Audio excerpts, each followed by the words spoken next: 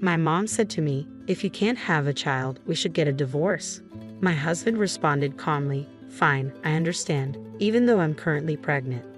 I'm Emily, a housewife in my 30s, living with my husband who works for a company. We first crossed paths while I was employed at a food-related company. Our conversations about business dealings were always pleasant, and I was charmed by his occasional smile. I mustered the courage to ask him out, but he turned me down, saying, "Sorry, I'm flattered, but I have a girlfriend." A month later, he approached me with a change of heart. I broke up with her. "Will you go out with me?" It turns out he had started noticing me after my confession. His ex-girlfriend, sensing something was amiss, had asked, "Did you fall for someone else?" When he agreed with her suggestion to break up, they ended their relationship. I felt a pang of guilt for being the catalyst for their split, but he reassured me with a warm smile, saying, "It wouldn't have lasted long anyway. Don't worry about it."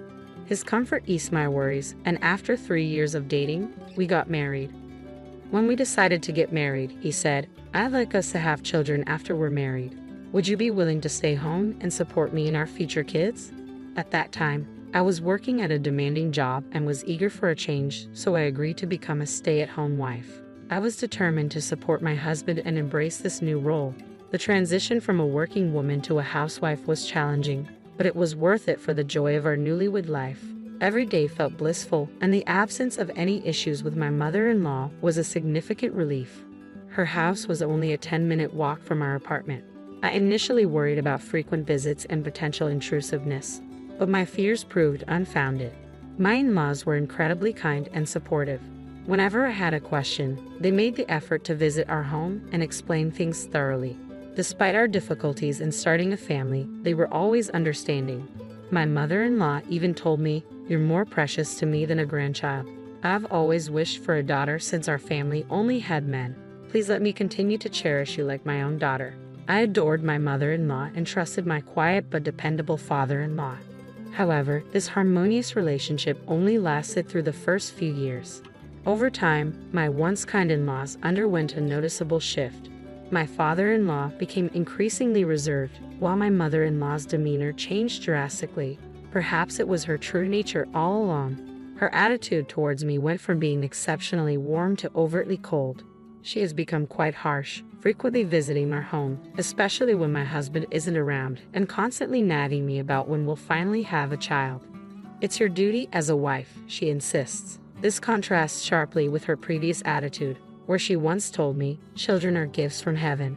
They'll come in their own time, so don't rush." Now, she compares me to other families, adding pressure with remarks like, "The lady next door just had a baby, and the one next to her is expecting. What about you?" Despite her persistent pressure, it's been fruitless without my husband's involvement. He initially wanted children, but a year into our marriage, he lost interest. Even when I attempted to initiate intimacy, he would decline with excuses like, "I'm too tired, maybe another time," or "Don't bother me while I'm gaming." Despite discussing my struggles with my mother-in-law, she remained unsympathetic and continued to pressure me for a grandchild, only adding to my stress each day. Overwhelmed by her demands, I confided in my husband about the increasing pressure to have a child. He agreed to try for a baby with me, saying, "I don't think we need to rush." Despite our efforts, I didn't become pregnant. My mother-in-law continued to blame me, insisting, "It's because you're not trying hard enough." My son is not at fault at all. I even wondered if her constant criticism was making it more difficult for me to conceive. Unable to handle the mounting pressure, we decided to seek fertility treatment. I hoped this would finally ease my worries, but another issue emerged: my husband's behavior. Since we began the treatment, he became distant and cold, retreating to his room to play games after work and ignoring me when I tried to talk. This was difficult enough, but his frustration with my spending on crafting materials and his increasing volatility added to my distress. Whenever I stood up for myself, he would snap, "Who do you think allows you to live this way? You're just a housewife," and continued his selfish behavior. Even though I had quit my job at his request, he refused to acknowledge or address my concerns. One day, I came home to find him playing games during his usual work hours. I asked, "Aren't you going to work?" He simply replied, "I quit." He had resigned from his job without informing me. Shocked, I asked why, but he only grew angry, snapping, "It's none of your business." I was appalled by his response, but there was nothing I could do about a job he had already left. Initially, I wasn't too worried about finances, thinking we could get by with unemployment benefits and our savings. However, stress quickly mounted as my husband showed no interest in finding a new job. After quitting, my husband began spending all his time at home. I wished he would get out more, but he preferred to stay indoors, only venturing out to buy cigarettes. Our time together has increased significantly since he stopped working. At first, this seemed like an opportunity for more closeness, but it quickly turned sour.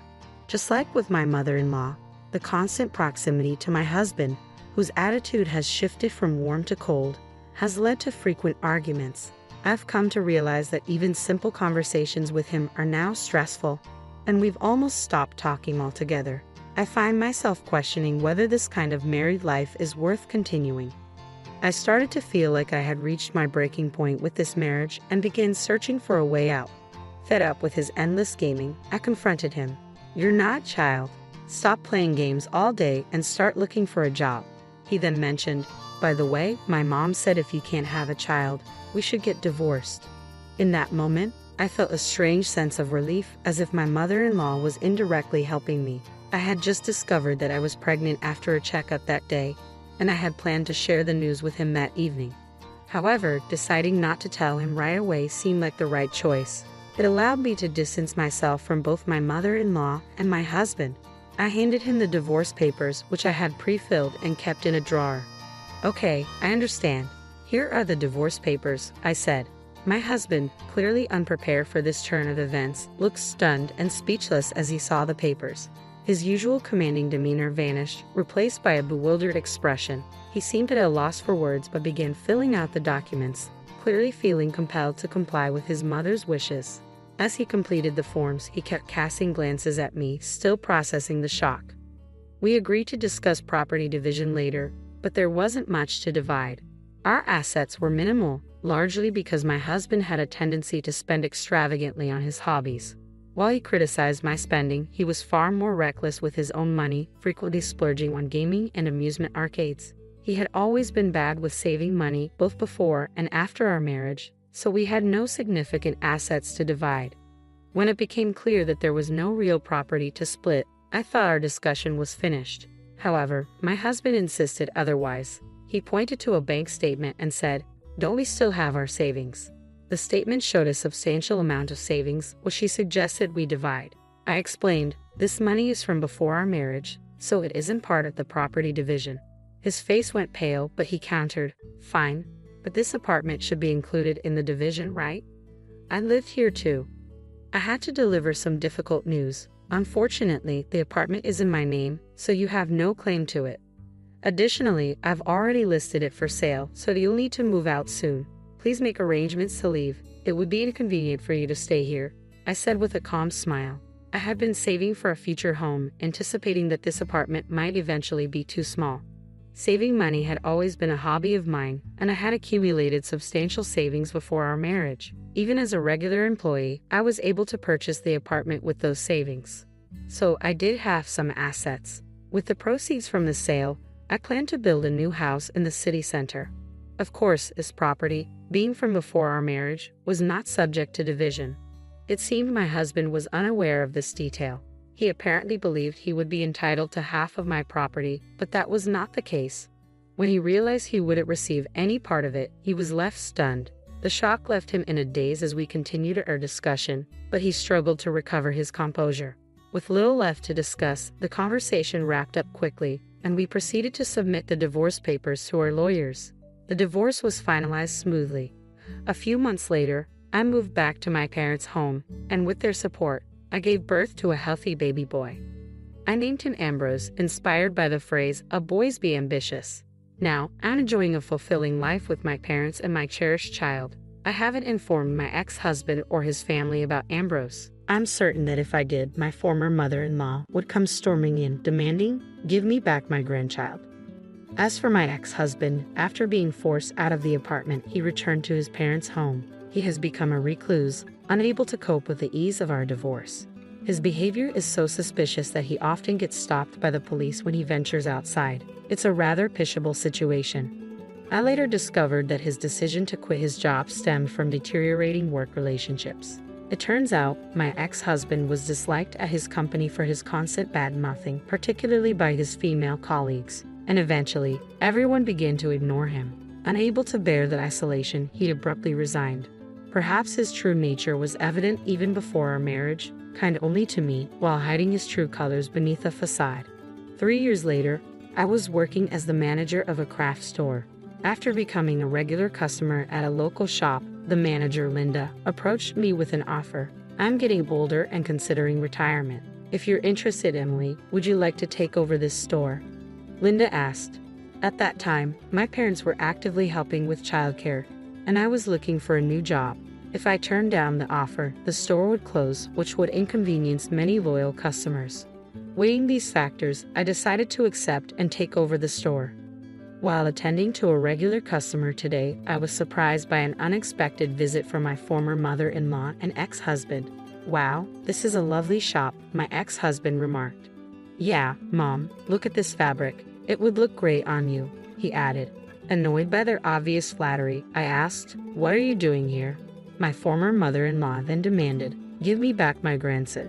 It seemed she had somehow learned about my child's birth and wanted him as the heir to their family. You were already pregnant when I asked for the divorce. Why didn't you tell me? If I had known, I wouldn't have gone through with it, my ex-husband accused.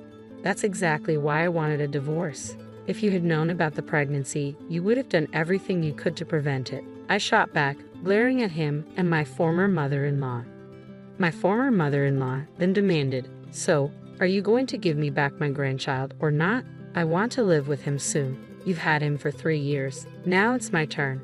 Her entitlement was staggering. As I stood there, incredulous, my parents and Ambrose arrived, having been alerted by a regular customer.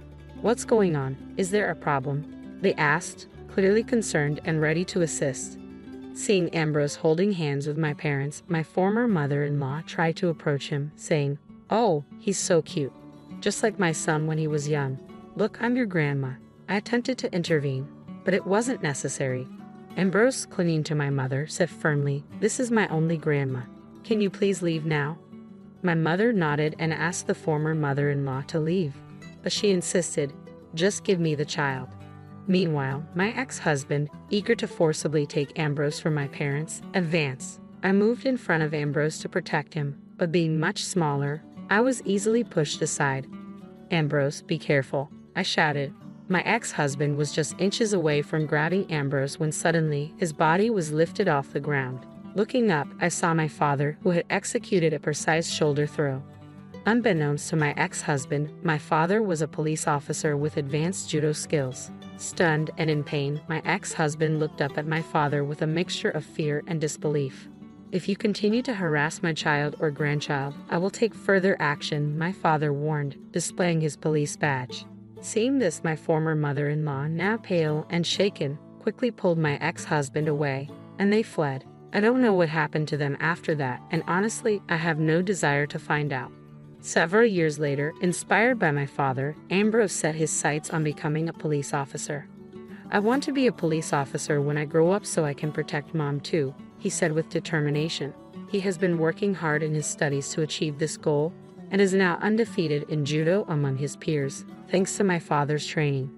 I'm excited to see my son grow